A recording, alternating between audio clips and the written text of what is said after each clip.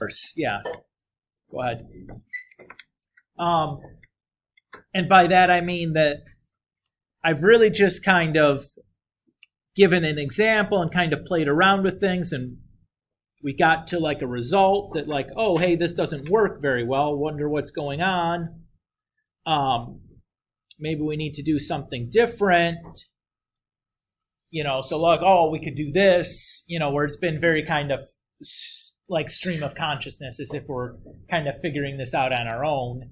I think it would be helpful for you guys for us to take a moment and just kind of do an example where we kind of take these different techniques that we've developed and kind of put them together into like a really clear, coherent procedure.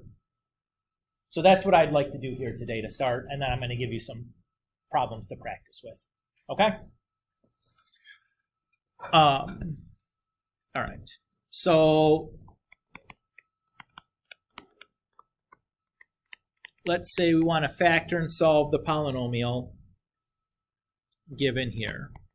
2x cubed plus 9x squared plus 7x minus 6.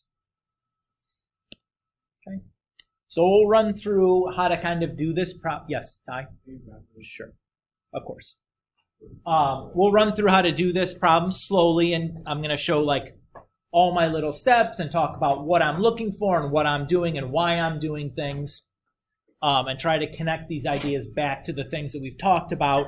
But this is kind of your, the best example when you sit down and try to work on these problems that I'm going to give you afterwards. This is the example that you want to use to kind of look at as reference. Okay? And we will use this as like the skeleton procedure for all of these factoring and solving polynomial problems the rest of this chapter. Now we're going to add some other stuff on to cover, first to be able to deal with some other situations that may arise to make it a little bit more clear what's going on or what to do. But in the simplest, barest bones procedure, this is where we're at. Okay? All right. So we're going to start by using the rational roots theorem to look for the possible rational solutions. To use the rational roots theorem, I care about the constant term. In this case, what's the constant term? -6. And I also care about the leading coefficient. What's the leading coefficient? 2. To use the rational roots theorem, I have to consider the factors of that leading coefficient and the factors of the constant term. So what are my factors of 6? 1, 2, 3, and 6. Now notice that the constant term was -6, but I really only worried about the positive factors of +6. The negatives don't really matter for the rational roots theorem because we pick up all the negative signs at the end when we do plus or minus the factors of the constant term over the factors of the leading coefficient. So I can kind of ignore the signs up until that point, which is what I'm doing here. Is that everybody's okay with that? And then what are our factors of 2? Just 1 and 2.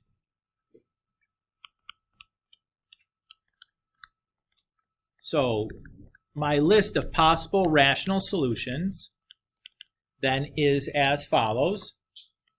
I have plus or minus 1 over 1, plus or minus 2 over 1, plus or minus 3 over 1, and plus or minus 6 over 1. So the 1, 2, 3, and 6 come from the coefficients of, come from the factors of 6, and the 1s come from the factors of 1. So that's one part of my list. I also have plus or minus 1 over 2, plus or minus 2 over 2, plus or minus 3 over 2, and then plus or minus 6 over 2, where the 1, 2, 3, and 6 are still those factors of the constant term, but the 2's this time are the other factor of our leading coefficient. Is everybody okay with how I've constructed this list of possible solutions? Okay, good. Now what I'm going to do is look for any duplicates and simplify things a little bit. Do you see any duplicate solutions listed here? Yes. What do we see that's duplicated? 1 over 1 and 2 over 2 are both just 1, right? So I'm going to discard one of them because I don't want to have any duplicates on my list. Do we see any other duplicates? Good. 3 over 1 and 6 over 2 are also duplicates. So I'm going to discard those from the list. So my final list here is going to be this. So I wrote out a lot of stuff to come up with this list because these are notes for you guys, and I think it's helpful if I'm showing everything that I'm doing on how I got to this list. On a test or a quiz or a homework or whatever, you don't have to show all that work to how you got this list. You can just write the list out, okay? Now, if it helps you, if you need to write all the steps out to get to the list, do that, please. Get the right answer. If you have to write a bunch of stuff down to get it, do that. It's not a big deal. We're not always going to write down all these steps in the future. I'm probably going to just start writing the list. But this is how I'm doing it. I want to make sure that I'm really clear and concise about how I've constructed this list, because it's really important you're able to do this skill. Is everybody happy so far? Okay. Next thing I'm going to do is I'm going to look at my graph. So I'm going to pull up my graph in Calculator and take a look at the picture. I hate you so much, whatever. Fine. So if I'm going to graph something, I'm going to press the y equals button, and then I'm going to type in the polynomial that I'm trying to solve or factor exactly as it's written. You can see that I've done that here. What I'm going to do next is set my window so I can take a look at this graph. So to do that, I'm going to press the window button, which is right next to the y equals button. And to choose my window, I need to worry about the x mins, the x maxes, the y mins, and the y maxes. Now I want to pick the x min and max so that I can see all of my possible rational zeros wherever they may be. So I'm going to look at my list and look for the smallest number on that list, -6. And then I'm going to look at my list and find the biggest number on this list, +6. So the window I'm going to choose is going to be something a little bit smaller than -6. I chose -7. And something a little bit bigger than +6. I chose +7. Everybody's okay there. Now the y mins and y max, we don't really ever need to change when we're doing this. As long as your y min is negative and your y max is positive, it's going to be fine. We just need to be able to see the x-axis to see where the graph is crossing. So I usually just leave it at -10 and +10. I see little reason really to ever change that. You may here and there have to get a little bit better picture, but more often than not, I'm just starting at -10 and +10 and just going from there. Okay, now that we've set our window, let's press graph. And here's our picture. I can clearly see where the x-intercepts are, so there's no need to change my window again. If I had trouble being able to count where the x-intercepts are because much of my graph is empty, I can always go ahead and pick a different x-min and x-max that's much smaller so I get a better picture going on. And it's easier for me to count kind of where things are at. But this is good enough. So I'm not going to go ahead and change my window again, although there's many times where you might have to. So if I count along the x-axis, this first tick mark would be -1 because I'm starting at the origin, which is 0. This second tick mark is -2, and I notice the graph is crossing there. This third tick mark is -3, and the graph is also crossing there. So I'm going to write down those two values. And now I'm going to look at the positive side of my graph. So again, I'm going to start at the origin, which is 0. The first tick mark is here, which is 1. Notice the graph crosses in between 0 and 1. And if I look, it appears to be about halfway. I don't know that for sure, but it looks like it's pretty close. So I'm going to just write down 0.5. Okay, there.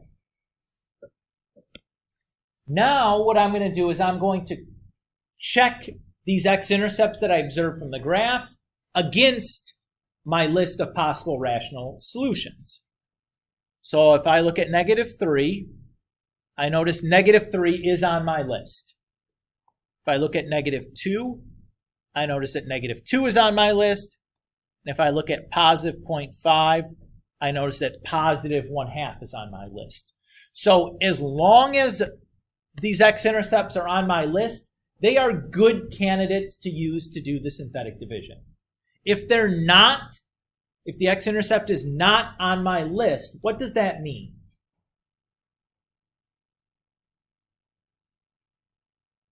If I saw an x-intercept on my graph that was not on my list of possible rational solutions, what would that mean?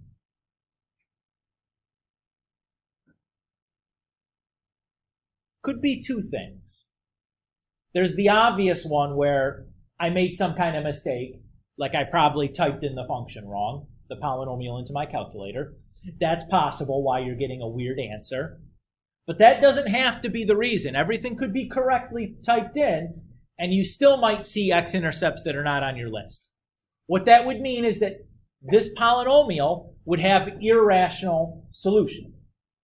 You should not ever try to use the irrational solutions to do the synthetic division. They will not work. You should be able to use the rest of them to factor. And once it's in a factored form, when you set things equal to 0, you should be able to get those irrational solutions then. But you're not going to get them via the synthetic division. So you should not try to use them. That's why it's really important to check your x-intercepts against your list, because you don't want to try to use something that doesn't work. It's even possible that what I saw as 0.5 really might not have been 0.5. It could have been something like the square root of 2 divided by 3, which is an irrational value that's very close to 0.5. That could have been a solution. So in general, the more estimation I have to do, the less reliable I think that is as a starting point for the division. So in general, I'd want to start with the whole number values for the division, because I usually have a pretty good notion that that's probably going to work. Now, you're not guaranteed. It could still be something that's very, very close, but you're probably okay doing that. More often than not, I would expect them to work. Is everybody okay with that? I talked a lot about that, but this part here is the most important part of doing this. If you've done a lot of work here in the beginning trying to figure out what should work and what shouldn't work, you can save yourself a lot of time, and the process should go quite well. If you try to jump right to the synthetic division, you can chase your tail for a long time because you're trying to do something, trying to use something that won't work, or you don't have any evidence would work. So the next thing I'm going to do is do my synthetic division to do the factoring. Because I observed each one of these x-intercepts on my list of possible rational zeros. They're all good starting points for the synthetic division. It doesn't really matter. But in terms of making my life as convenient as possible, I'm going to avoid the decimal because it makes the arithmetic a little bit uglier. And since I wrote -3 down first, I'm just going to use -3 as my first number for the synthetic division. So I'll write down the coefficients from the polynomial I'm trying to factor and solve, and perform my synthetic division.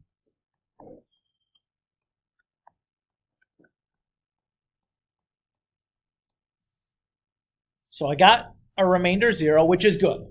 What that's going to allow me to do is create a partial factoring for this polynomial. I had the polynomial 2x cubed plus 9x squared plus 7x minus 6.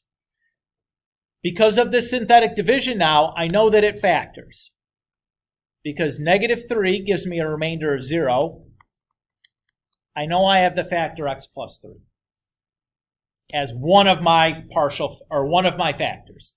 The other factor is going to come from these numbers, So remember, this is my constant term, my x coefficient, my x squared coefficient. So my other factor is 2x squared plus 3x minus 2. Now I have an option at this step.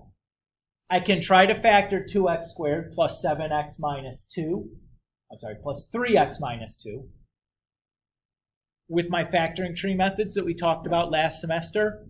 Or I still have more numbers on my list up here that should work for the division. I could do synthetic division again.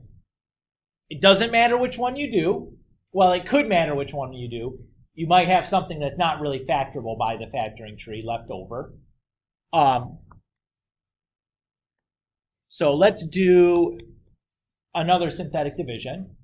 So I like to just write it right underneath the other one because then I don't have the possibility of miscopying something a second time. So if I do the synthetic division again, it works again. So if I write down my new factoring, I still have the x plus 3. That doesn't go away. Because negative 2 gave me a remainder 0, I have the factor x plus 2. And here I have a constant term and an x coefficient. So I have the other factor 2x minus 1.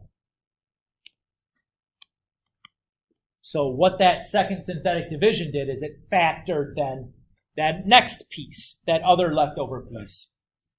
And this is a complete factorization. Everybody's okay there? Okay. Since I have this factored all the way, I can solve. The solving is easy to do. So I have my polynomial in factored form, set equal to 0.